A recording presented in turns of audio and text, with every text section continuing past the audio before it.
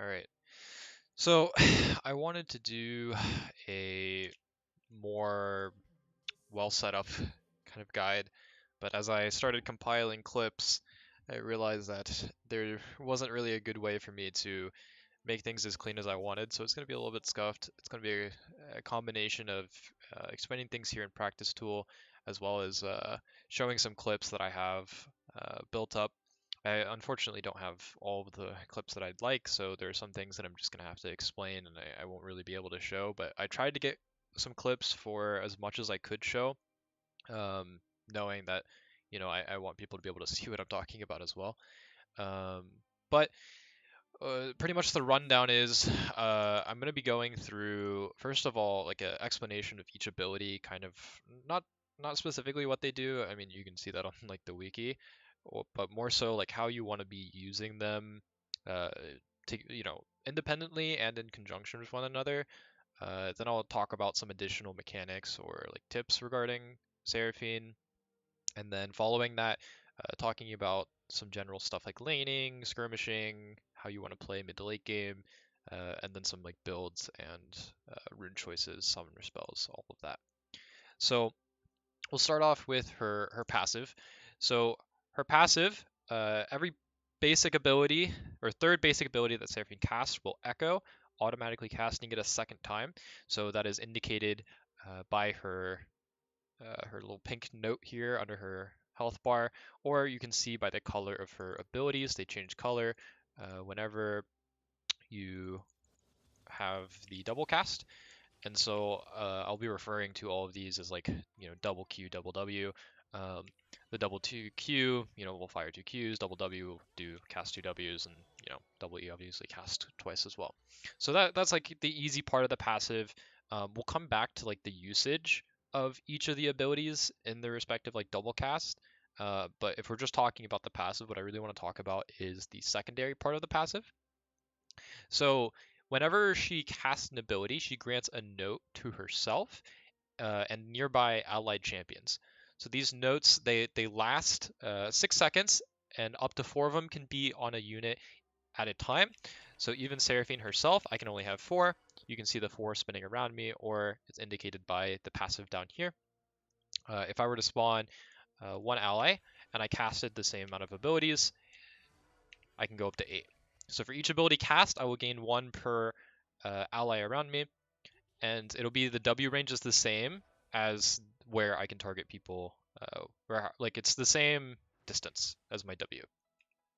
So these notes, for each note, she gains some additional range, and she does some damage on hit, scaling off of AP, and it scales off the notes. So this doesn't work for the allies. I know that might be like a little bit confusing, but if you have notes on the allies, so say I get a bunch of notes here, when I auto, it'll just fire from me and from the ally. They don't actually like proc any of that damage. It reads as if it would, but it's just notes for you to use, and it doesn't matter where they are. Um, so let's say I put like a dummy, ally dummy like here, and put like a bunch of notes on him, and then I did this. It's gonna fire from all the way back here. So it's completely global, meaning that you just want to get the notes stacked up. And the way that it will work is that you don't have to have all of them in range of you at the same time. So say I can only get 4 from this one, right? So I'm at 8 max. If I keep spamming abilities, I'll be at 8. But if I move over here, I can refresh that and it'll go to 12. So that'll matter once you're like getting into mid late game. But it doesn't matter too much for like immediately what we're talking about. So uh, the the the important thing to really consider about this is whenever she does this auto attack, it's uncancelable, but she can also move while she does this after that like cancels. So when she starts the cast, she can move directly afterwards, which can change how you're kiting, and it changes how like you're weaving your auto relative to your abilities. This also scales off your AP, and upon arrival, it does reduce damage from the notes from your allies. So you do more when you have notes on yourself, but if there's notes from your allies, they do a little bit less than the ones that are on you. It also does 200% increased damage to minions, so it's a really important tool to help you CS, like a cannon minion, if you've just finished off a wave, which will come up a lot, since your champion's like main like one of the most broken things about this champion is the amount of wave clear she has. She has, all these crazy impactful abilities, but one of the most absurd things about her is she has so much wave clear for such a low cost that you can completely control people into staying in lane, or giving yourself like tempo advantages just off of how much you can wave clear. So what I mean by the like lockout auto attack, let me get one more ally just so I can get like a better attack range.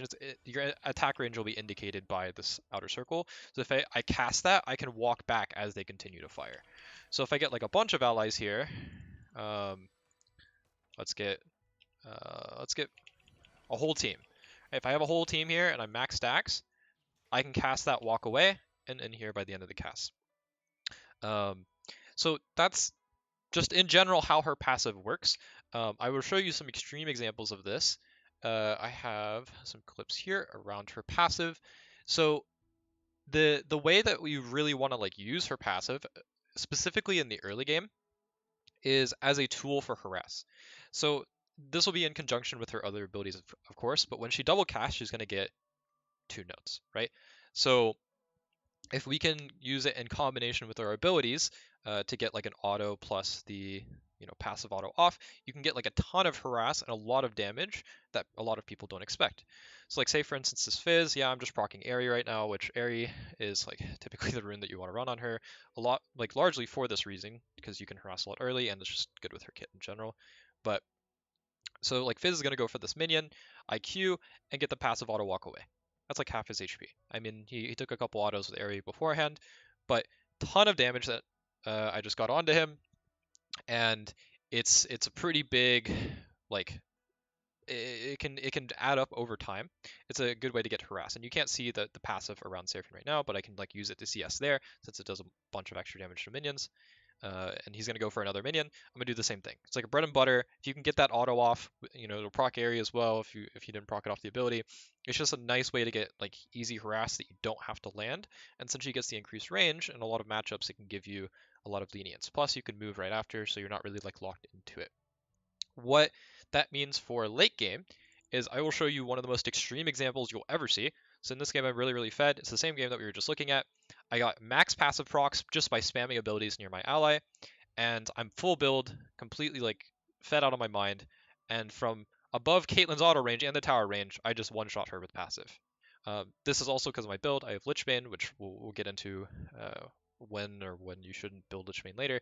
But again, like I'm getting a bunch of stacks on my passive, and then I walk up to Pyke and almost one-shot him as well. If he doesn't have bone plating, he would survive there. So then getting stacks, low look here Shaco, we auto him from a million years away, and we one-shot him as well. And that's just with passive auto, and the range is pretty extreme, as we saw when I casted all my abilities. So it's a good way to harass in the early game, but there's in the late game it's like an insane amount of like reliable damage that you can have. And it's important to really weave in those auto attacks when possible so you can get the extra notes. Something to keep in mind is while you do gain additional damage per notes, it doesn't necessarily like scale. So say for instance, if I had 1 note and then I autoed someone and then another note and I autoed them, it would be the same amount of damage as having 2 notes and then autoing someone. Obviously I get the extra auto worth of damage, but you don't gain like a ton of, like the damage doesn't get increasingly bigger the more notes you have. Like it scales per note that you have, but if if let's say 1 note gave you 2 damage, you'll do 4 damage with 2 notes. It won't like multiply in any kind of way. So something to look at for the other portion of her passive is the double cast of abilities.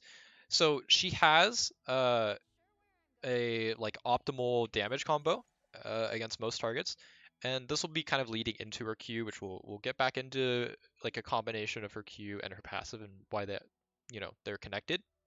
But her Q, it throws this circle, and it's a pretty fat one, and it deals just flat magic damage, scales off your AP, and it increases if the missing health of the target is below 25% of their like total HP. This isn't execute damage, like it doesn't do more the lower they are, but if they're under that threshold, then you will do the bonus damage, and it shows as a crit does. So when you're doing damage to an enemy, something to consider is, okay, well, you have things like your passive for extra damage, you have different abilities that you could double cast. Let's say, for instance, like I'm hitting this target, and I have like the opportunity to cast like a double ability. Okay, so it's a little bit too healthy. Let me see if I can get it to like a good health threshold that we want to use. Okay, so let's say right here, if I had all my abilities, if I casted double E and then Q when it was that low, I might not get the execute threshold if it doesn't put him under the 25%. Whereas if I have like two stacks, I E and then double Q with like a passive auto, I might reach that threshold and do the extra damage. Something else to consider is if you do that same combo and you finish with the auto hits after the Q does. So say if you need that extra damage, you could do this instead, which will give you the passive auto damage first, which could potentially put it in the threshold. So it really depends on the situation, kind of knowing your damage at that point in time. But I'll show you a reason why using like if you have, let's say, your max stacks, right? The issue with this is if you try to double Q, which is your highest damage, like double cast by itself, you won't gain the most DPS on a target if you have like a decent amount of AP. So in this situation, the enemy Azir is TPing to tower. If I Q'd right away, yes, I would do the full Q damage, and then I could follow up with whatever and try to finish him off that way. Or let's say I had two stacks instead. Let's see how this would be different. So I double E, looking for a snare, don't get the snare, R, Q, and then auto, which leaves him very low. If I had two stacks instead, and I R'd first here, or just E'd first and then R'd, he would have taken the extra damage first. I could passive auto and then double Q, and he would die. Because it would have been the same total damage, but he would have been in this execute threshold about now. The first Q would hit, bring him this low, the second Q would execute. So thinking about how you like choose what kind of double ability to cast is extremely important, and we'll get to that situation, or like how to approach that and understand it a little bit better. But let's go like ability by ability, and then we'll have a better idea. So with double Q is the highest damaging ability. Plus, it has that execute threshold, so it's really nice. A way that we want to use Q a lot of the time is largely to CS minions. So if like a minion wave is coming in, let's see if I can get minions spawn here. Let's just fast forward. And they come in. One of the most broken parts of her ability is since it's so big, I can hit almost both parts of the wave depending on where it is. Let's say I have two double Qs, and I can push really, really easily. It is really, really dumb how much this champion can push. Like, yeah, I have levels right now, but once you get to Lost Chapter, or like you get a couple levels in, let's say if I add one more level of Q, even though these minions are pretty low level, I can insta-kill the wave, like shove and leave. And it's really, really fast, and it's pretty hard to punish if the enemy is not ready for it. So Q is really, really dumb for clearing waves. Another thing that you want to do is, let me make sure I turn off minions again before I accidentally lose the game. So let's say that we're like back in lane with an enemy champion, and we have like a dummy here, and they're like postured away from the wave, and we see that there's some minions that are low health. We can use it, try to tag the minion and the champion. So since it's such a big ability, like I could place it here and tip them with it. So say if I'm just aiming for the minions, the effective range of this is really, really far, because this is like the total cast range. Actually, let me go back a little bit more. So this is the cast range, right? But if I throw it at max range, I can still tip the champion. So it's effectively this far away that I can actually hit the champion. Obviously, like they're going to be moving, right? They're just going to be standing still. But if there's some minions I want to chip, I don't have to throw the minions or the Q directly on the minions that are low. I could throw it in between and try to chip both the minions and the champion. That in combination with like my passive auto, I could get like a nice little trade. So Q is like a really good harass tool as well. Like if you have like a double Q early in the lane and you get like a double Q passive auto, you can proc like a bunch of damage like we saw against that Fizz. But one of the really like the other really OP thing about your Q, other than like the fact that it does more damage when they're low, is the fact that it is so big. And so what this means for like later stages of the game is like yes, maybe there's a bunch of champions here. Let's just put like champions here, right? And I could throw this at like a squishy champion, maybe that's like a Vayne, right? But alternatively, I could throw it here, and it effectively controls this whole area right here. Or not necessarily controls, but it incentivizes the enemy to move out of that area, or they take like a big chunk of damage. If I have a lot of AP, this thing hurts. It is really dumb how much damage this does. So if I see that there's champions here, I could cover this entire area, which either they're going to run into it and take a bunch of damage, or they're going to run around and I can throw E at like where they want to try to dodge. And so maybe if like I'm trying to hit like an AD carry there, say this is like a Vayne, I throw a double Q here and she tries to dodge, I can try to trap her into my R, right? So it takes up so much space that you can control a lot of these areas, and it's like an active hitbox. Because it's like a wave like this, it lasts for a while, which means that you can use that time to do things. And the same thing if there's like a champion in front of you. Let's say there's like a LeBlanc. Let's say this is LeBlanc, she's trying to jump into you. If you Q like this, if she's jumping into you, it's going to hit her at some point. You don't really have to like land it per se. She's going to jump into it. If like you're close enough, you can even cover where she's standing currently to where she's going to jump, and you always do the damage. The last thing about Q is when you are double queuing, you can be moving backwards as you're casting it. So, or even with single Q, you can like move backwards. With double Q, it takes more time. So, um, it matters a little bit more. But what this means is let's say that we were talking about that effective range before, and me being able to hit it from all the way over here. Well, if I'm casting it and move back, now I'm all the way over here, which gives me like a time to use that tree position. The cooldown is also really, really low. I have only 18 ability haste right now, and it's at a 4-second cooldown at max rank. If I get some more ability haste, this could get really low, so it's used a lot to kind of chuck abilities, gain your area. Say you want to move forward, you can like throw this, start gaining the area, or you can use it back to like reposition and just be chucking like small bits of damage that they have to walk around that gives you space and it lets you reposition. Positioning on Seraphine matters a lot. So, using that as a tool to give you like a little bit of time is really important. The last kind of thing here is the fact that since your Q is such a low cooldown, you could use it to get your other abilities up to get a double cast. Your double cast are really important. And even if you don't have your double Q, let's say for instance you want to get a double W because it'll be more impactful for the fight, you can Q once, double W, and then just like spam more Qs on a low cooldown to get that back up. And you could even throw it at the enemy, to gain some area if you really want to, or you could just like throw it off if you don't want to like show that you're in an area and just to get stacks. Some real bread and butter out of or like for the lane is trying to get Q, walk back, and then like see what you can do if you want to move back forward for like a passive auto, and just trying to look for harass that way. So here I throw a double E at the Azir to try and see if we can like snag him. He dodges, but I throw a Q to like off of the E in a kind of like trap. So since he's going to dodge the E, I'm throwing my Q in a way that if he dodged the E, he's going to take the damage. So he gets like a little bit of damage. I have my passive up right now. I throw another Q, again, controlling this whole area. I'm not just throwing it directly on them. I'm trying to make like the effective hitbox of this so big that it's very difficult for them to play around. I get a passive auto on this Elise, and then now I look for a double E again, and I throw a Q here, like unsuspecting him, because I can keep moving. I'm not like locked into these things. To get more harass, I get a passive auto, and I almost kill. Here I look for an R flash, which we'll get back to, and look for a double Q because of the execute, she dies. So that's like a really, really good bread and butter combo. Is these combinations of Q and just walk back, wait for cooldown, move back forward. And we'll come back to how this is used a little bit more in lane, but we'll move on with the additional parts of her kit.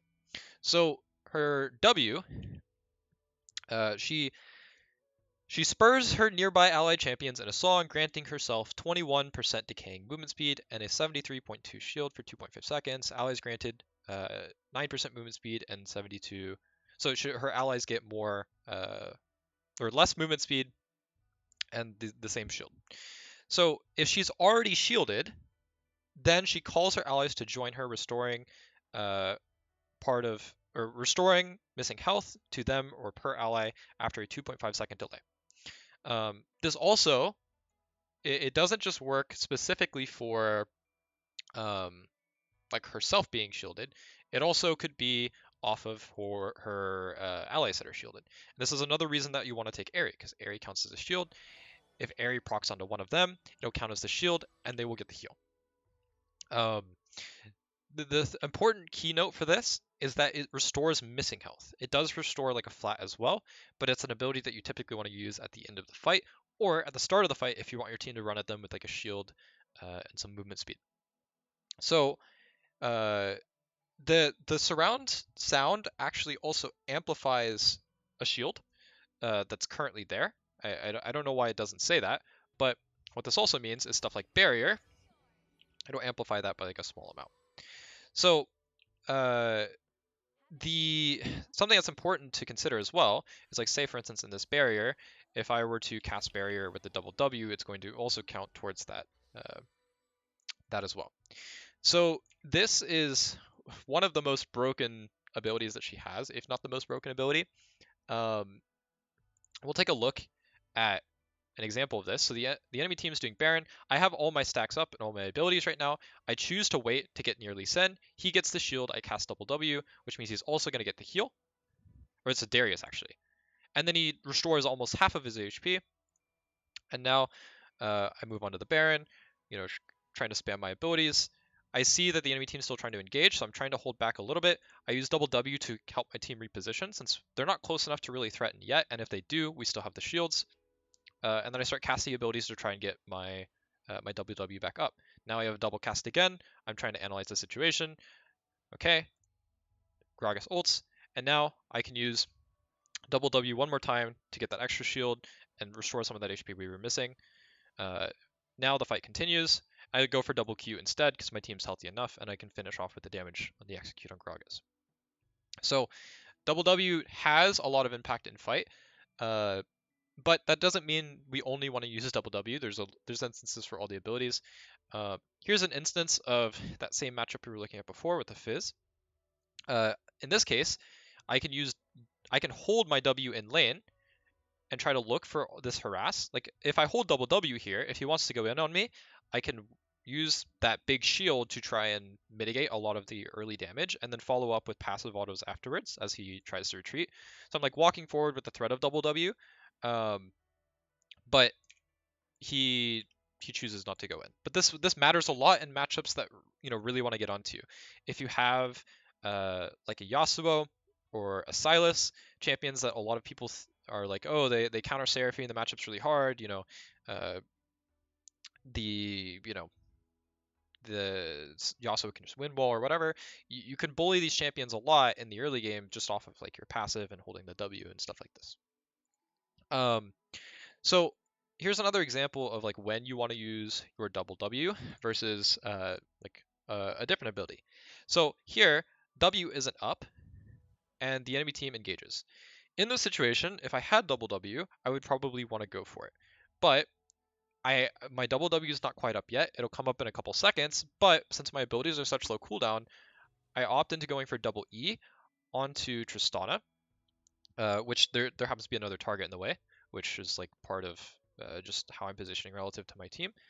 And then I can move backwards and try to cast my abilities as they're up. This is a situation where I can't be as greedy with what ability I want to use at the time, and I kind of just need to play off of the fact that I have such short cooldowns, which lets me get those double casts more frequently. So the last piece of this is her R.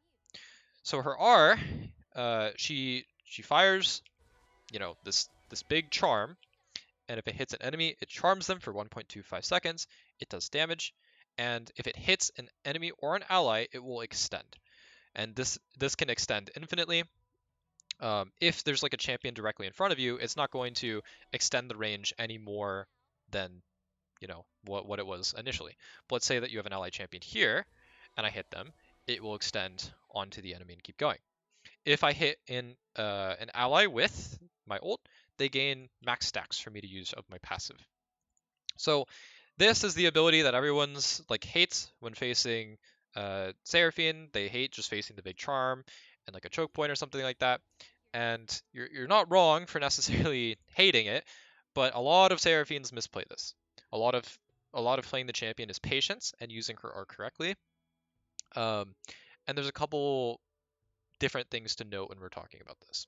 So first of all, in general, when you're going for Seraphine ults, you want to be looking for the maximum effectiveness that you could have in a fight. And like that sounds obvious, right?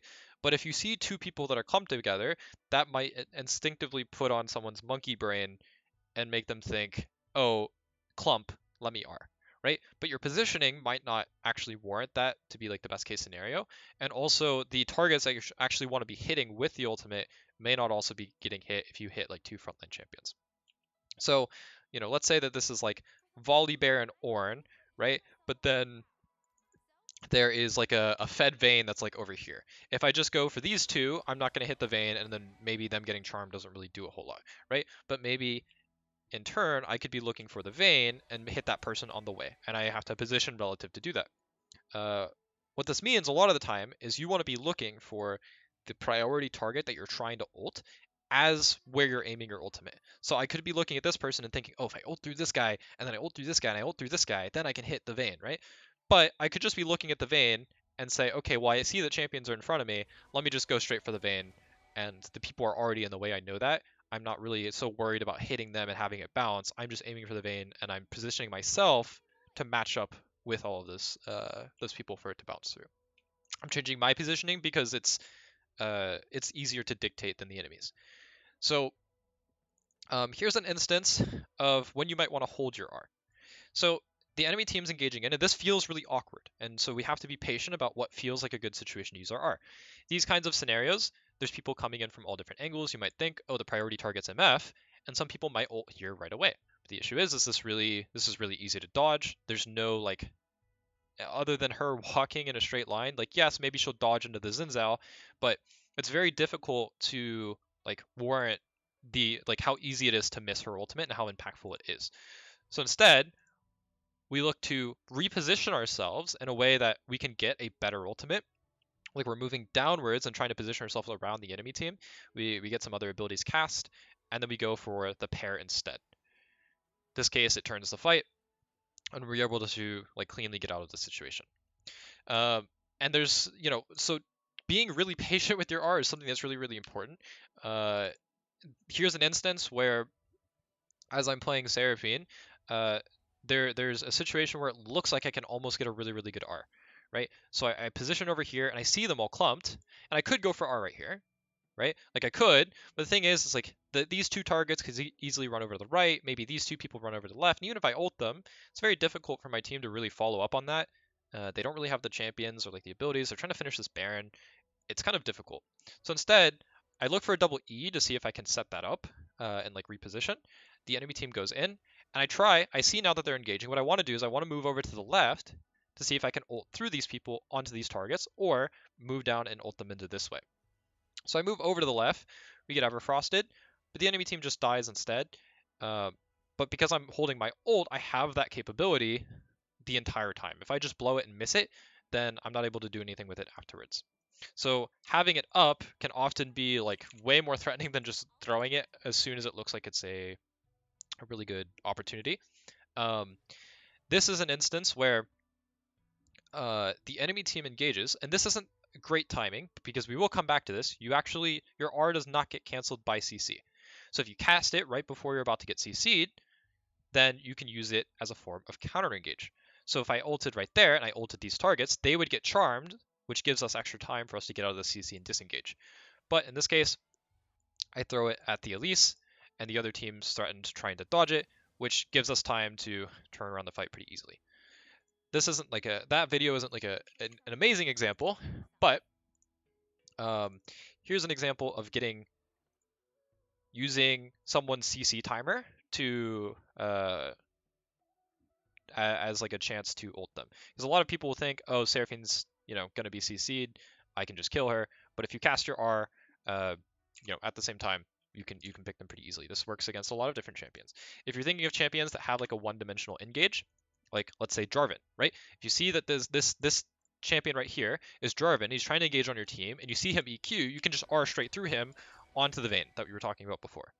And then even if he gets that engage on you, Vayne is charmed. If you can do that, it'll nullify the engage a lot of time, giving you time to get like that double W off and turn the fight.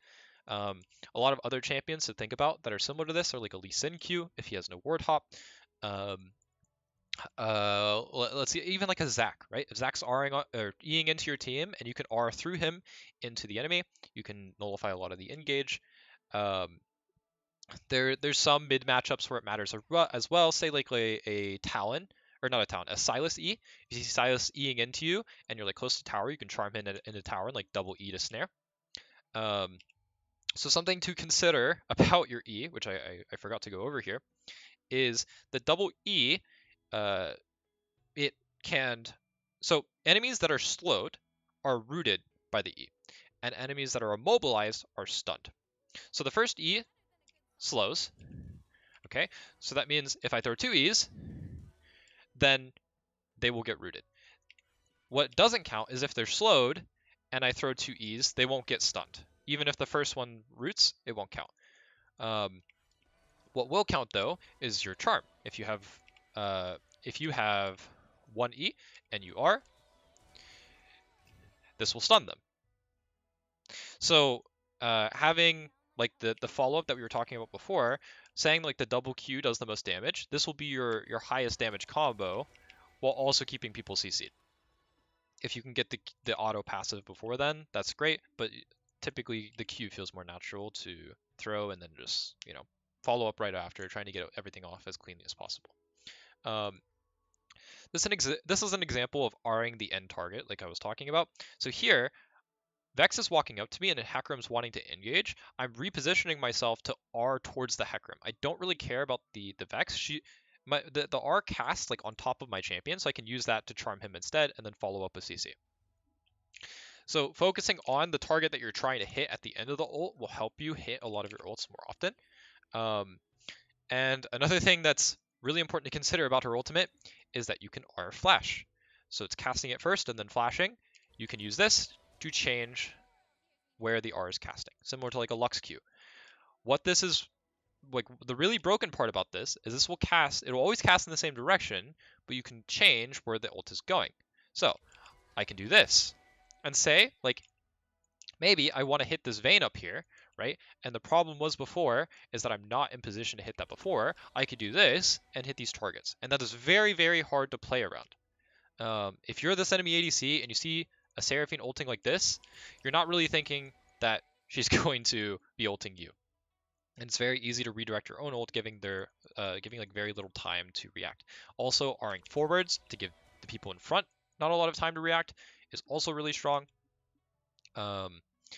So the thing is this is a really, really powerful combo, but you're also expending your flash and your R. So saving this for times that is really going to matter, like for a Drake fight or like a game-ending fight or like a Baron. And you want to try to hit as many targets as you can with this. Like this isn't something that you do for one target unless it'll auto win you the game. If you can look for like 3-4 people, that's going to be your best case scenario when looking for this. So there's instances where, like let's say here, I'm getting ganked by the Nautilus, and I see that he's queuing, right? And so this is a scenario where I can ult at the start of my cast, which delays the little bonk a little bit, which means it's difficult for her to follow up, and I can flash right after. If I had double E, I could have snared the Nautilus under tower and killed him afterwards. And it looks like they frustration pushed after this, and they got wiped because of it, or at least the Nautilus did. There are instances though where R flashing is really bad, and this is why we're talking about patience on this champion. So when you're impatient with Seraphine, you can take some of the most impactful like abilities you'll have or ever see in a game and just totally blow it. In this clip here, I could have just played completely just for my R over the wall. I could have tried to reposition, but I was a little bit antsy. I felt the need to kind of turn a losing game around, and I R'd flash into the enemy team, which, okay, maybe you could say it's like a good ult, you hit Nautilus and Jhin, but my teammates aren't in a position to try and follow this up at all. My Jinx is over the wall, she can't really hit anyone. Poppy's over the wall, she can't do anything. Lulu's not in position at all. This isn't really a situation where I'd want to look for this. Plus, I'm flashing directly into the enemy team. So this is an instance of, you know, feeling like you can get that game-ending play uh, without really thinking about the situation. It can make things really difficult for you. So I want to talk a little bit more about her ability placement specifically. So here we have to consider how we're using terrain. I have a couple different clips of this, but let's look at how we're placing our abilities. So here we go for double E, but we throw it in a way that this champion, I think is Echo. Yeah, Echo is currently stuck against a wall, can't dodge the double E, and I'm also considering the path that the other player is taking here, which zones them off. Going for Q in a way that hits all the targets here if possible, and I'm positioning myself somewhat in a way that I can assist my Soraka with W, and I can continue to influence the fight without putting myself at a lot of risk. So here I throw Q, and I could throw it directly on Yuumi, but I throw it in that full path to make sure that I'm hitting the Echo and potentially hitting whoever that target was if they potentially walked up. And here I throw another double E using the terrain towards my advantage. Yumi's forced to back up because of it. Echo, then ours. And we throw our Q now in a way that covers Echo moving forward or backwards on top of us. So it's pretty much directly on top of us, but giving us a little bit of leeway. So that's the general idea of like just your ability, like the explanation of abilities. But there's a lot of different applications that we can see to a lot of these things, and there's some things that I'm going to repeat a couple times, but I want to make sure that the point gets across. Something else to consider is because your Q casts and will always fire from the previous situation or like previous location that you were at, you can Q flash and it'll still cast to the same place as well. With E, it works the same way, but honestly, if you're going to do that, just R flash. Like it's not worth your flash a lot of the time. Your flash is very valuable in the champion. With when you're doing it like sideways, it looks really weird, but it's the same thing. I wouldn't recommend doing that in the majority of situations. So I want to talk a little bit about laning phase and like kind of how to play her throughout the game. So I'm gonna exit out of the practice tool here and just kind of bring up clips now.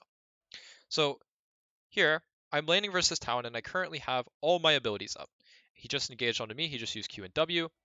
And because I don't cast my abilities yet, I could cast them right here and be like at risk of taking more damage from him, but I want to fully bait him into a situation where if he gets like he's close enough now to where he can't dodge my abilities, if I start with R, follow up with E to get the stun, and then the Q execute damage, it's a really free kill. And this will happen a lot versus any kind of champion that wants to go into you, especially in the laning phase. They will think your champion's vulnerable, they will try to trade with you, and instead of burning all of your abilities right away, holding it so that you can use them when they'll be more effective is very important to find some kills that you might not otherwise be able to find. In early laning phase, here's another instance. I'm gonna have to do it from clips. Oh, why did that not open? Let me see what's wrong with that. Oh, I know why. Because that wasn't a real link. Perfect. Okay, so here I'm laning versus Kiana, and I'm using the threat of my empowered Q and my passive to see if I can zone her off the wave.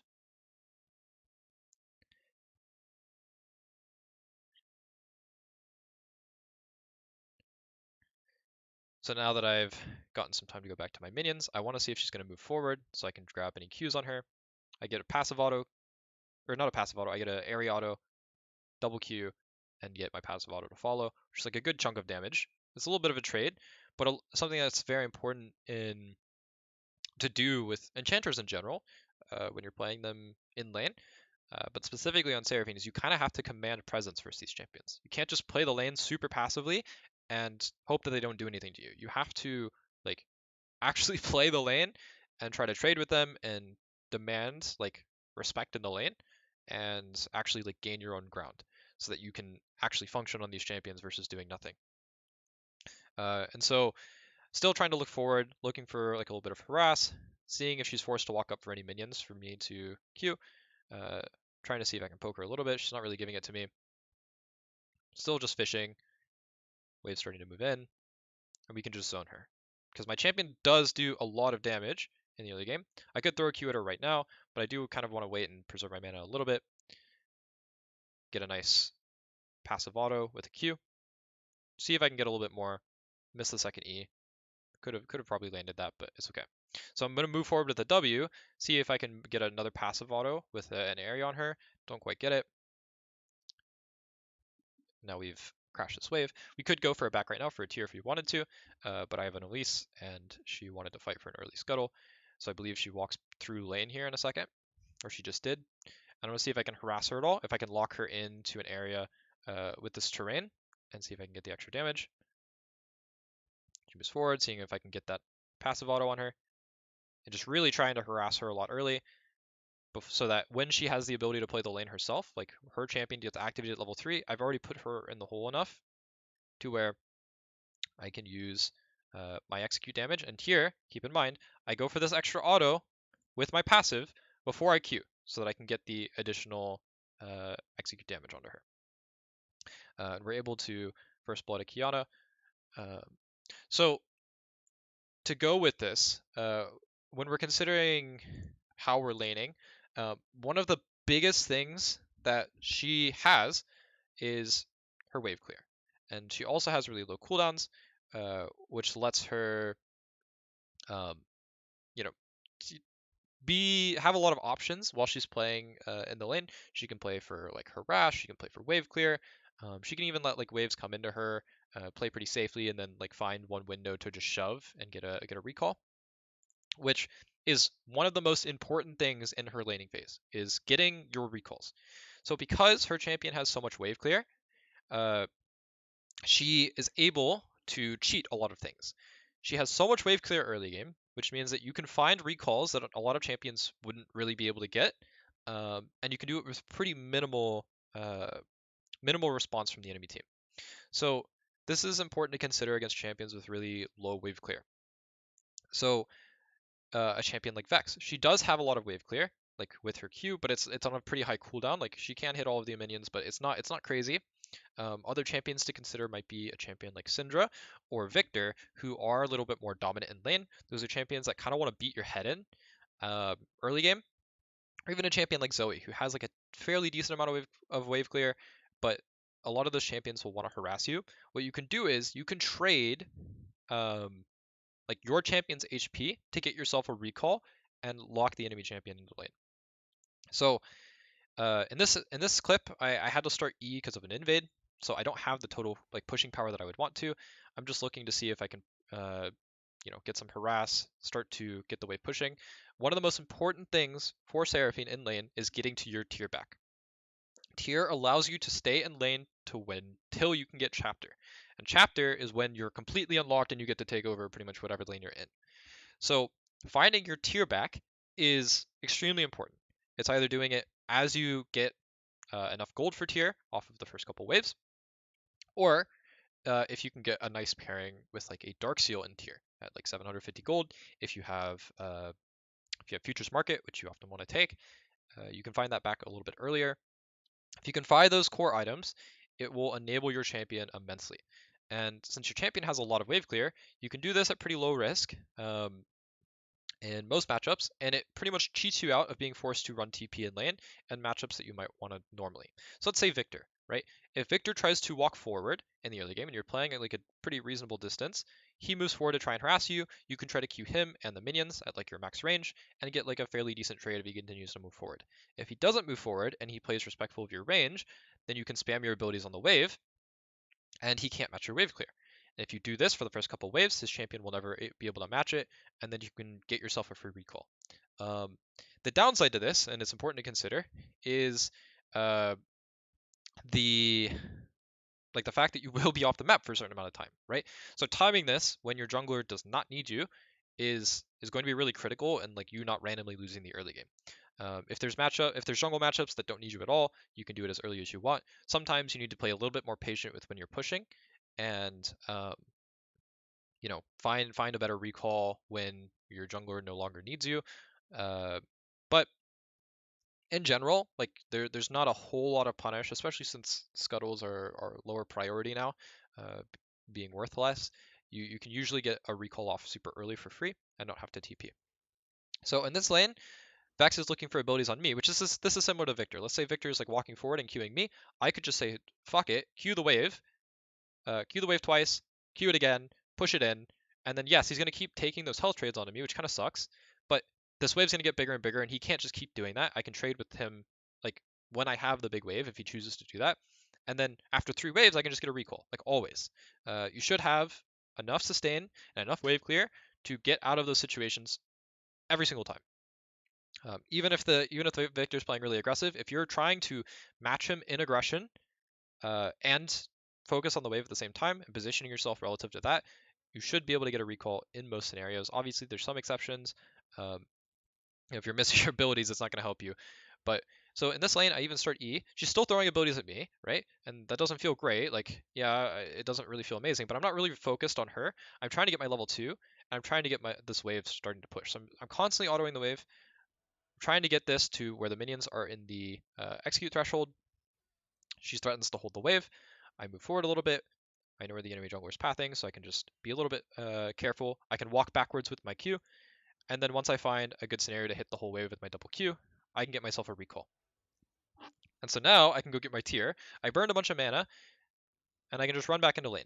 And because our champion doesn't really have that much of a way to punish me in terms of like wave clear under tower, we come into this situation where I can run back to lane and catch whatever the wave is left. Some champions won't even be able to get this to crash on a tower. Most of the time, you're not going to miss any more than 3 minions, even against champions that wave clear a little bit more. And this will put you in a situation where now, okay, yeah, sure, maybe they get a wave clear or they get a recall and they get a couple more minions on you, which most of the time won't happen because you've pushed a wave that's so big into them, they'll typically miss minions. But obviously, some players are just better at CSing, so that's not always going to happen. But now we can play a resource war. I have tier, my champion has more wave clear on low cooldowns. Can you keep up with me now that I have tier? The answer, majority of the time, is no. If it's a hard lane, you can just keep pushing them in and try to lock them in the lane. Obviously, that can't work in every single matchup. You're facing Irelia, pushing her in is good for her, right? But now you have the opportunity to push in waves when you have the opportunity to. Maybe you get one wave pushed in here so that you can have the wave bounce. Because, if you get the recall fast enough, you should be able to get back in time. And she doesn't really have that much of a problem pushing Cannon waves, but maybe you could argue, okay, well, maybe someone TPs here, holds the wave. Sure. It's not super hard for her to break a freeze either in most cases, just because she has so much wave clear that she can throw it at a really far distance, just back up with her Q, and the enemy doesn't really want to take the free damage the majority of the time. Sometimes if you're in competitive, you might need someone to come and break the freeze, but in most scenarios, you're not going to have a problem with this. And trying to find windows when you can actually get those waves shoved is really, really important for her. So, like, let's say you're facing like that hard matchup like Irelia, maybe you're facing a champion that will kill you if you push into them, letting it come into you, and then just trying to harass them as they're trying to crash it and thinning it out. Eventually, they might get frustrated and roam, and then you just insta shove into tower, and they feel inclined to stay in the lane. So we're gonna go and look now at this. So this is against an Azir, and this is a situation where I come into lane, doing exactly what we've looked at before, push him in, and go and get a ward, which I could go and put it deeper in the jungle if I have a reason to. I could go for a roam if I really wanted to. I just get the vision for now. And now here, he could choose to harass me, right? But I do have my W, which will sustain a little bit of that harass, and I can throw my abilities at the wave and just run away. He did harass me a little bit, but now he wants to stay in lane and deal with this wave. And if he does want to try and like pull this and freeze it, my champion has so much range where I don't really care too much. I can just throw my stuff at max range and try to bully him out of it. Some champions can overrule this. This isn't like, I'm not saying that this is black and white. You can do this in every matchup, but in a lot of them that you can. So now I could have a roam timer. I could go to do whatever I want. I try to fake a roam. I'm warded out, so it doesn't really do a whole lot. But you can use this opportunity to do a lot of things. And like I said, you don't really struggle to clear cannon minions because you clear all the other minions so fast that it the minions will kill the cannon for you. And so just keeping him in lane like this and constantly forcing him to respond to a wave gives me timers to move very frequently into most matchups. A lot of champions can't really deal with this kind of situation. Which means that she's fairly blindable. In the matchups that are hard, like the Syndra and the Victor, you just play a wave clear game and then you try to outrange them. If you're playing against, a champion that wants to fight you, you play a wave clear game and you try to fight with your wave and gain advantages off of your range advantage. If you're playing other scaling champions, it kind of depends on the matchup, but it's somewhat similar. Like you just play to push in a wave when you have the ability to do so, and it will gain you, some sort of time to go get a recall or roam, and you go with that and you turn that into something if you can. So um, some other things to look at are let's look at this. So this is uh, a support clip because this isn't just for mid lane specifically. I just have mostly mid lane clips because it gives me a lot and it's what I prefer to play.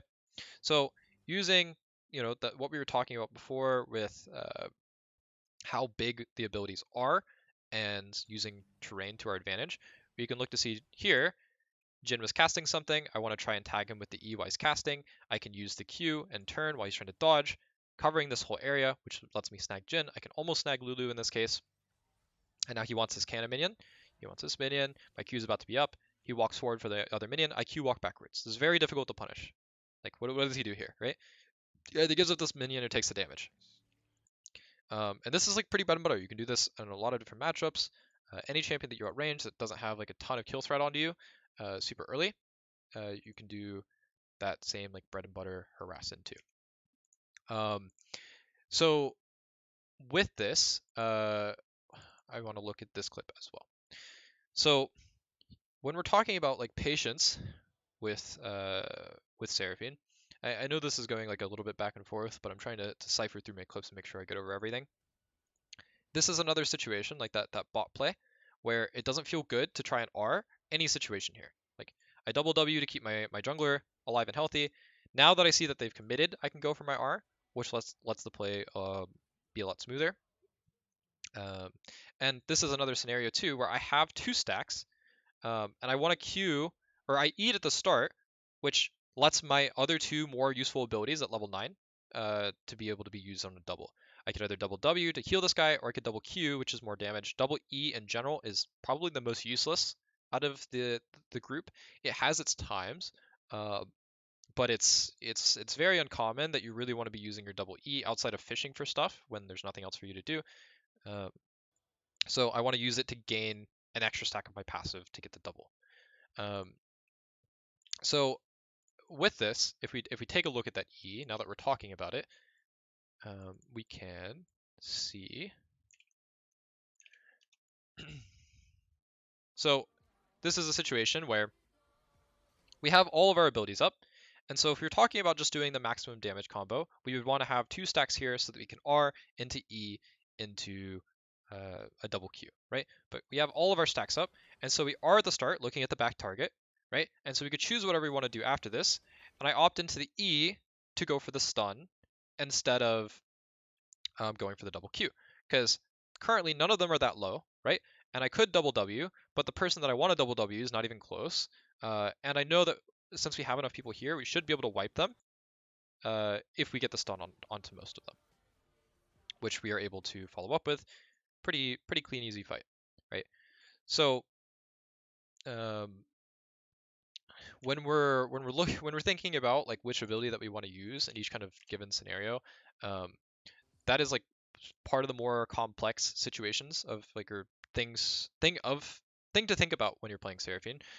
So like here, he's moving forward. I could double W to get away, but Warwick does lose his movement speed when he's hit, so I want to go for an ability first. I could double Q, but double Q would be the most useless one in that scenario. I choose to double E to see if we can turn onto him.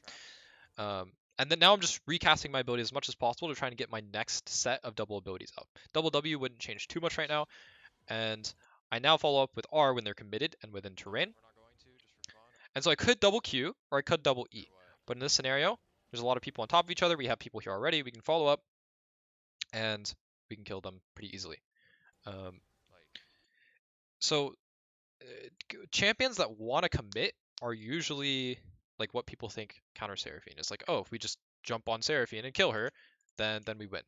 But something that they don't often think about is the fact that you have so much defensive capabilities and a lot of interruption that a really good Seraphine can take advantage of these situations a lot if the enemy team is not extremely coordinated. Um, so we'll look at a couple other things here. So I want to look at this clip, which is so this is something from support as well, and this is another situation to cast double E. Typically, double W is going to be the most useful one in fights, almost all the time. And the time that you want to use double Q is either to zone them off at the start of a fight or to finish off a fight that's already being won. Other than that, double W is almost always more useful. But in laning phase, this is a situation where like Jin wants to move up for this minion. I'm watching this minion. I see the range on my E. Okay, so that one currently wouldn't be able to hit. I see the next minion, and I try to time it when he wants to move forward. And we can use this in combination with Q, move backwards, passive auto, move backwards. Very, very hard to trade with. This will apply to all of the lanes as well, but that's some bread and butter of how you want to do things on support. Some other stuff we have here. Okay, so terrain usage, that's something that I've talked about quite a few times. This is another instance of this. So here we see the Callista. We choose to double E first because it has the most range. I could double Q, but if I double Q and miss, she could maybe start moving towards me. It also is a little bit more. There's more commitment to it, and I want to try and lock Callista down. Start with double E, get the passive auto, and then go straight into an R when she's locked into the wall. Get a double Q, get the passive auto, and try to get the execute damage. I'm weaving in all these autos as like this whole time as I'm going. I try to throw Q in a way that would cover a lot of area, don't hit her. Try to throw E when she's locked into this wall. She dodges it, good on her. And now I throw Q in a way that would cover a lot of area as well. She gets hit by the Draven ult because she's been locked in the situation, or like locked in this position, which I think the Q actually might have hit her as well, if the Draven ult didn't. Yeah, it would have, and it would have executed her. So either way, she would have died there. But considering the terrain and how you're throwing abilities, again, is very important. And I think that is all of the clips outside of the like full application stuff. Yep. So I want to talk about how to play like in the mid late game, specifically in fights. One thing to consider is you don't really have to be too worried about splitting on Seraphine. A lot of the time when you're considering like going into a side lane as a mid laner, it doesn't feel real good to match champions, but you have so much wave clear that you want to be looking for timers when the enemy team is like off tempo for something, you go push a wave real quick and then rotate immediately. Your champion has so much influence when you're with your team that you can typically force with a numbers advantage or be very threatening and force the enemy team to rotate. You also don't have to be too worried about a team pushing into you because you're an absurd amount of safe wave clear. Some champions will just completely negate that. If you think of a champion like Camille that just doesn't care about your champion, or maybe like an Akali, right? All of these are going to be really hard to deal with, but I mean, in that case, you don't want to be the person matching them, and you want to be with your team. Overgrouping on Seraphine is honestly perfectly fine if you're doing it at the right time. You don't want to be grouping with them all the time. If you can go side, catch a wave, clear it real quick, and then run back over, that will help you a lot. But once we get to like team fights, we want to take a look at how we're positioning in this fight. So we start off with double E to try and catch Jin if he's walking away. We throw Q, cover a lot of area, get some passive auto as we're walking out, so we're not like wasting a lot of time. And we see that the enemy team's engaging. We really, really, really don't want to be in the front with our team. Like if we can remain behind our team and within our W range, or like diagonal of your team, that's when you can have the most use. We were able to flash out of the cannon ult, get a double W to keep Jiggs alive a little bit longer. And so here, if we're stuck in this position, Warwick just turns onto us. But he's going back onto our team. We're playing patient, seeing what the enemy's doing. Now that they've committed, we can move back forward and now try to assist. We can catch the Jin because of it. And again, just using the terrain to assist with our abilities and landing it. That's going to be the same, with almost any champion that you play, but for Seraphine specifically, it'll help you a lot with those E's that are really, really easy to dodge. When we're talking about like skirmishing, let's say in this clip here, we see the enemy jungler's coming. I'm fishing for abilities on the Talon while he's trying to CS because my abilities are really non-committal. He moves forward, continues to go in. I'm Wing the target that I want to hit, right? I'm queuing on top of myself, so it's very difficult to continue walking to me without taking the damage. Now I barrier and flash out. I can sustain a lot of damage through a lot of my abilities, and it's very difficult to continue moving into me. And now I just double E. This is done by him, but you could have Ard. I don't know what he's doing. But skirmishing in general, you typically really want to be careful of which double ability you're casting and how long you're committed into the fight if you can avoid it, as well as like how you're ulting. So like in this example, we're like moving forward to trade with the Fizz. We're holding our abilities because, ooh, what just happened? Ooh, okay, we'll just go back. So I have E and W up right now. If I E'd right here, he could have just Q'd through me. If I E right here now, it's very, very easy to dodge. My Q sucks as an ability. If I double Q, I won't have my E, but I choose a double Q to get the damage, seeing that there's no real threat onto me. I'm just trying to continue with the damage, continuing to get those passive autos. And it looks like the fight's over, but E chases a little bit too much. Trying to zone Fizz off. Let's fast forward a little bit. He starts to get caught. So here, I could go for double E. I could try to hit them with the snare and save my enemy, or save my ally. Instead, I wait for double W. I do it as low as possible so that I can try to get that heal. Now I'm getting those. I E'd first, get the passive auto so that he's in execute range, then I Q. And then we're continuing to get those autos off. Continue to get the autos off. Run into a box. Double Q, trying to get the execute. And we're still weaving in those autos because we get the extra range. It's really helpful, really useful to get those continued autos off. So getting into the same clip here, we're getting ganked by a Shaco and a Fizz, which, well, Fizz is one of the laners, but we're getting ganked by a Shaco. We don't see that we're getting ganked by Shaco. We're like currently looking for harass onto the Fizz as he's going for minions. He uses his E, which means I know he can't dodge the R. Shaco shows up, and remember that we can R flash. So here, we can use it to flash backwards, get the double Q, execute damage onto Fizz. We're getting our passive auto off. We're holding, because our abilities will lock us in place for a short amount of time. So we're going to wait for our Q to come up before we cast our E and get the passive auto off. Because if we do it right away, we're just going to lock ourselves into place. But you can E and then Q in like the same animation, so you're not locked into the area as much. And so being patient again with our abilities helps us in that situation. So let's look at some like mid-late game, like full application stuff. So here we're going for like a bot sieges 5. Like we're saying, grouping is not bad on the champion at all. And so we go for double Q because there's nothing happening right now. There's no reason to use anything else other than maybe like fishing for E, but it's very hard to hit. So if you see a situation where you can just throw Q and maybe get chip damage, it's good. We're WWing because I wanted to walk up. I was getting all my stacks since I have Lich Bane on my passive. I auto the Teemo, walk back. I'm trying to get my abilities back up now. Like I'm casting stuff to get passive up and my stacks up because since the enemy team is not committed yet. And so now I can have my double W, walk up, auto Tristana from like an unreasonable range, and we're really safe. We still have the movement speed, we still have the shield, we still have the heal. It's very hard to punish this. And now we see that they're locked into a terrain, our flash, get double Q for max damage, and we finish her off really easily. So it's really, really impressive facing her in a 5v5 because you can permanently walk back. Like all of your abilities are good at walking back, and moving forward with your passive and your W is really, really difficult to deal with as well. We'll look at a full application again. So here we see that Darius is locked into terrain. We are him. Double E wouldn't have been the best here. Double Q would have been better for damage. We go for passive auto to finish him off with Soraka. So Jinx is now in this, like we're stuck in traps. We double E to lock her in place so we can move backwards. Q to cover maximum terrain. So we could E W immediately right here, but I wanted to Q first so that I could get the double W. So I wait to use the W, even though I could use it right now and it would be effective. If I double W here when everyone's low, it'll let us turn the fight, get a bunch of HP, and easily turn the fight.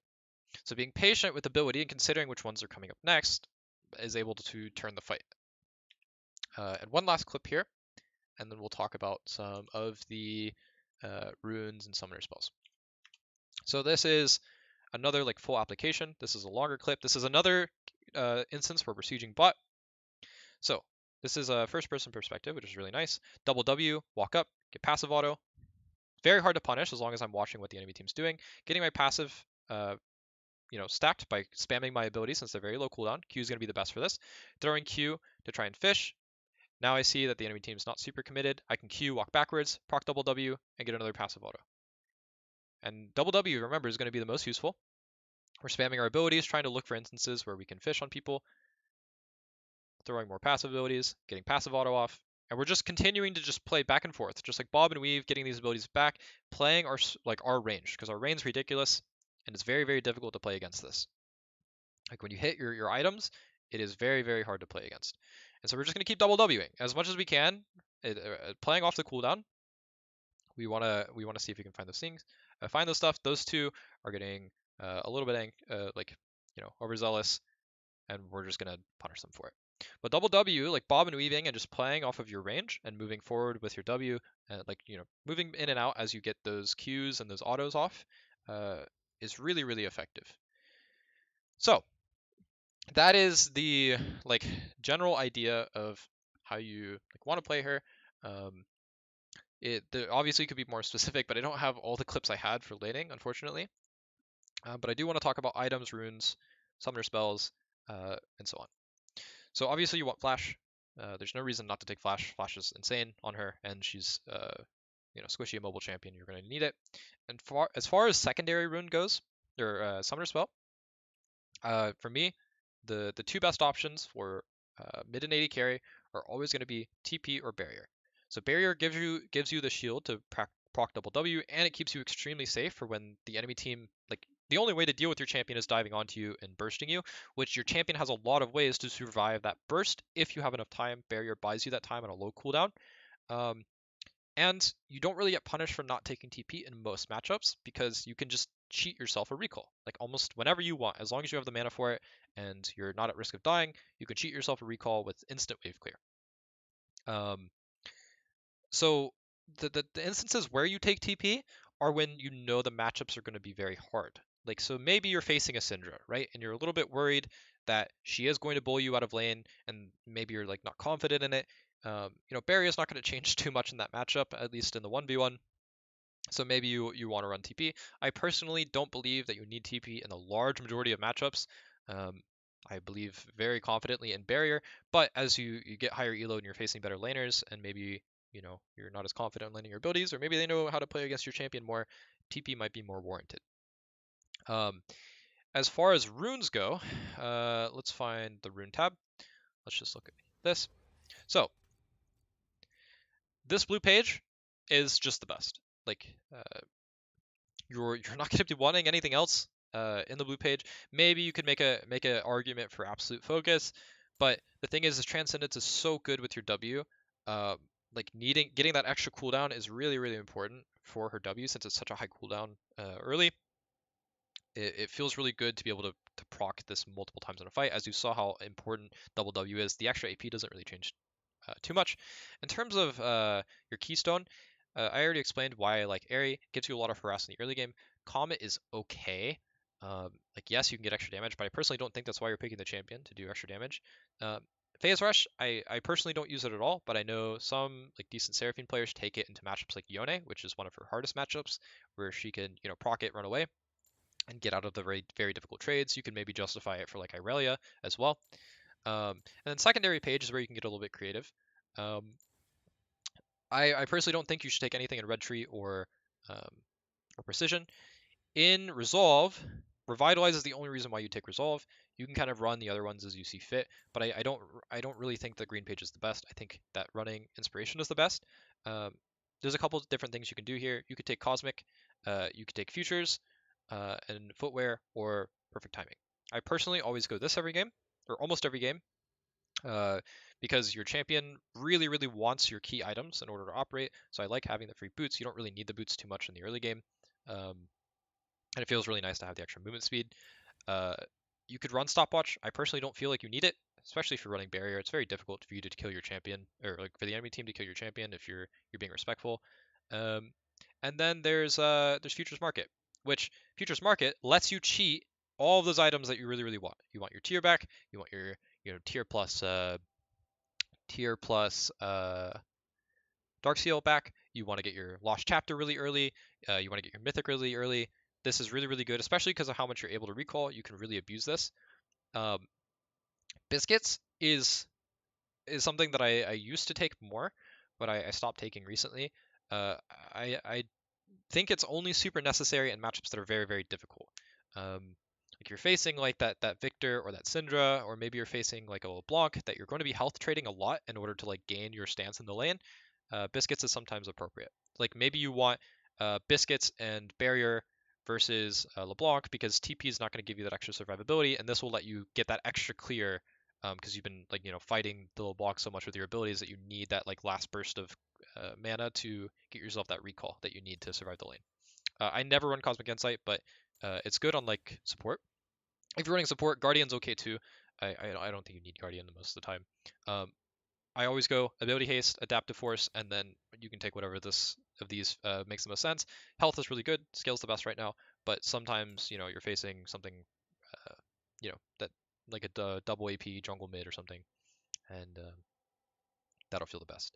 I don't think that you ever need to take Dimorph and Corrupting. The AP really helps your early clears, and you can always get the recalls off anyway. You don't really need to try and build for that. Starting items, almost always Dorian's Ring, unless you have an absolutely free, non-contested lane whatsoever that you can just ignore, then you can go tier. But this gives you the fighting ability and the pushing ability to get those really cheat recalls off as much as you want. And you have the ability to actually harass people. It feels really good, and since your champion does get a lot of like poke damage on the enemy champion, it does get the drain passive a lot. Um, Typically going health bots is nice. If you can get a refillable at some point, great. I don't really feel like corrupting potions like almost ever needed. In terms of boots, uh, for me, Sork shoes it just feels exponentially better than all the rest. Unless you're support. Your support, I feel like Lucidity's fine. But the thing is when we talk about her other items, you have so much CDR that this doesn't really feel that great. Like yes, okay, maybe you have your flash ult, but you're not flash ulting on cooldown. You're flash ulting when you really need it. So you're gaining the ability haste, which is 20, which isn't bad, right? But you're doing it for a marginal amount of ability haste when you're getting a lot of haste in your kit already. Um, Typically, you're lacking a good amount of pen on your champion. You do a lot of damage. Your champion does like a pretty absurd amount of damage, so Sork Shoes does feel really good. Obviously, you can go the defensive ones if you really need to, but if you're in a situation where Merc Treads is the most applicable item, you're probably positioning pretty bad on the champion since of her like the amount of range she has. Tabby feels good against like full AD comps that are diving into you, right? But um, it's per situation. I don't really go swiftness. I think the item's underrated, but it doesn't feel that great on Seraphine. Um, Chapter is the most important item to look at from the epic items. If you can get this item, you can permanently shove the wave as much as you want. You don't have to shove every single wave. Like I'm not saying that's the best play style, but if you ever have a hard lane, you can just do that and then back up and never die and lock them into lane. It's pretty hard to deal with for a lot of champions. For talking, let's go to Mythic before we go to Legendary. So in my opinion, there's only two mythics to build if you're going a carry Seraphine. It's going to be Ludens, or it's going to be Liandry's. If you're support, obviously you can go Moonstone. Moonstone's just largely a better item than Shrelia's. You don't really need Shrelia's on Seraphine. You're not like running at them engaging. Like you have the tools to do that already. Um, Locket doesn't feel amazing. Mandate doesn't feel amazing. Um, Moonstone is pretty dumb with how much free damage you can get and how the healing that you can get. It's just dumb. You should just build that if you're support. Um, you don't need Everfrost the large majority of the time. You're not playing within that range. The other AP items are bad. So Liandry's, the upside to Liandry's is you get to play versus tanks a lot better. You have the extra CDR off of the Mythic passive, and um, like your damage comes a lot from throwing Qs and slowly chipping and moving backwards and like playing fights really long and sustained. That feels good against the teams that you want to do just that against. This used to be what I bought all the time, but now I've opted into going Ludens more often The Ludens feels really nice with being able to move in and out after your abilities. You hit that double Q to max range, you move backwards, and you just kite, or move forward and get that passive auto. Also, your champion does like so much damage that being able to play off that extra burst of damage immediately can get you that within that execute range. If you have Liandry's and it's ticking and they don't go within the execute range, you could miss it. The extra magic pen also helps obviously as well. You do want to get a tier whenever you can in the game. You don't always upgrade it. Upgrading it only feels okay. We'll come back to that. But Dark Seal is pretty good as well if you can get it. I only upgrade into Magi's when it feels like it's going to be really free, because oftentimes your R feels really good to use offensively or like defensively in an R flash backwards. Um, so having your flash up or down when you want to buy Magi's doesn't really feel amazing, or like using it for those situations. But you can always get it. Obviously, it's like, you buy the item when you buy the item. So for legendary items, there's a couple of pairings. The thing about Liandry's is it does give you the extra haste, and you can build more kite items. There's a build I used to go where I would go Liandry's and then do like old Seraphs, which would give me a lot of the AP, and then I'd go like defensive items like Banshees and Zhonya's and just be really, really hard to kill and just play super kite back and be very, very obnoxious and be able to carry fights over a long period of time. I personally think that the way to play Seraphine has kind of changed since then. I think you can go Ludens, Lichbane, higher AP items, and try to get those passive autos and kind of become less reliant on landing abilities and be able to play more off your double W. It feels a lot better. But obviously, if you're against like tanky targets and it's you know getting the extra pen and doing like a little Lichbane proc isn't going to help you that much, then going Leandries and playing more kite is better. Something to consider though is if we're talking about current Archangels. So current Archangels, I don't think is a very good item. I'm not going to go too in depth on why I think that's the case, but the thing that is really nice about it is how much haste it does give you. And you could argue, oh well, let me just go Cosmic Drive instead. However, her ability slots are, or like her item slots are very important, and the actual evolved Seraph's passive doesn't actually feel that bad on her. You may think, oh, she's like generally high HP, so getting the extra healing doesn't feel that impactful. Um, but and a lot of times you actually are kind of getting a lot of chip damage in excess on you, or you're getting engaged on, and that extra healing does add up a lot. Like there's a lot of games where I'm hitting 2, 3, 4K healing with Seraphs. But I don't recommend getting it super early unless it feels like the game's going super slow and you don't really need to be doing that much damage. I would just say generally go against it. Always get your mythic first, getting that tier to help you get out of lane. The items that you really do want to look at though, um, are Cosmic Drive is good. Uh, I get it sometimes, but it got nerfed, so it's not as good now. I never go demonic. You just don't need it. You don't need the damage over time. Um, Banshees feels good, but you need Banshees. Obviously, like if you need some magic resist and you want the spell shield against like a Blitzcrank or something, great. Um, the Horizon Focus, I almost never go because there's a lot of other better items on her. You're not really going for like any kind of one shot or poke. Uh, it only gives you 15 ability haste as well, which feels like whatever. Lichbane, even though it's not an amazing item, feels really, really good on her. All the stats on it you want. It's not the most expensive item in the game. Like this, in comparison to Horizon Focus, it gives you way more consistent damage off of using your passive, and it lets you do some pretty ridiculous things, as we saw. Already talked about Magi's. Morello's, you almost never want to go. If you want healing reduction, just go Putrefier. It's cheaper. Your champion uses it way better. Morello is just not a great item in comparison. Um, Never go Nashers. Rabadons, almost always you feel like Rabadons is a like consolation prize if you can just fit it into your build later on. Typically getting your core of like, Luden's Lichbane or like Liandry's defensive item feels a lot better. Usually I don't pair Liandry's with Lichbane because if you're playing that kite back style, I feel like you're moving up for autos less. I typically opt into something else. So usually getting like your core items, getting like whatever fits the game best on third item, and then maybe like a Rabadon's Force if it really feels like that's what you need. Rylai's is actually not bad because it slows off of your E. Every single E will snare. Um, the E counts towards like the E itself counts as a slow, and then you get the additional Rylai's slow, which counts as a root. So every single E will root.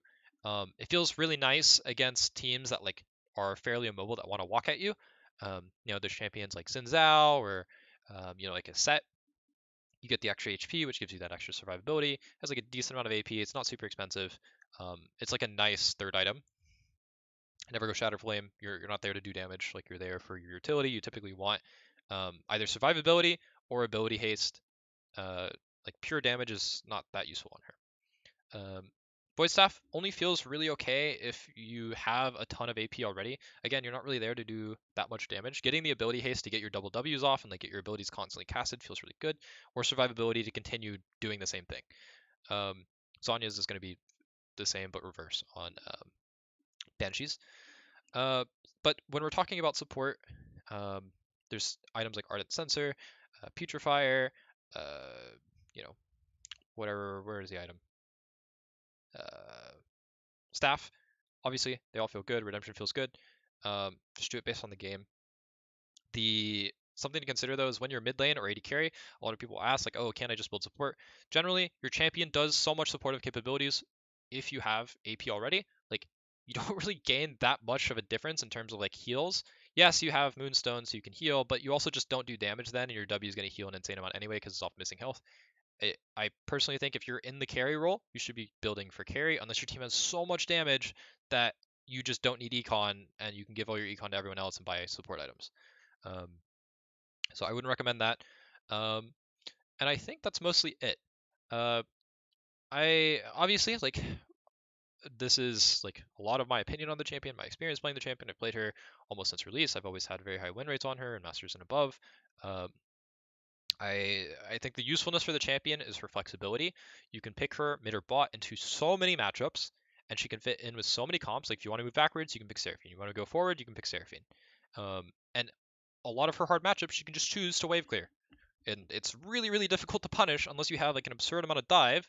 If you have an absurd amount of dive, you can pick Seraphine early and then pick the rest of your comp to kind of complement it and make sure that you can supplement for the issues that you're having, against the champions that you just faced. I feel personally that she's weaker support than the carry roles, but that's mostly because like she doesn't have that much of a presence in lane outside of like poking. But having a Seraphine on your team to press R and press double W in mid to late game is nice if you really need to fit champions to other roles. She doesn't really have that many crazy 2v2 bot lane matchups, so sending her support with like an AD carry has to be like, oh, the enemy's playing like a free lane, and then I get to have Seraphine on my team.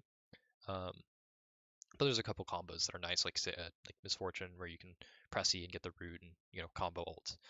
But I think that's pretty much it. Maybe I missed something here, but if you guys have questions, if you have me on Discord, you can ask me, or if you have questions, you can put them in on the Twitter comments, and I will answer them. Obviously, like I'm not here to tell anyone this is exactly how you play Seraphine, but this is what's been really successful for me. I tried to make it as inclusive as I could. Obviously, I didn't go over a lot of like laning specifically in bot lane or support, but I think a lot of that comes down to playing any kind of mage in the bot lane or any kind of range champion. You have to do very similar things, and you do a lot of the same things in mid that you do AD carry in terms of like throwing abilities, hitting champions, and getting recalls. Enabling like your support to roam by getting like a good push with your support feels really good. But um, any other stuff than that I might have forgot, let me know. And I think that's about it.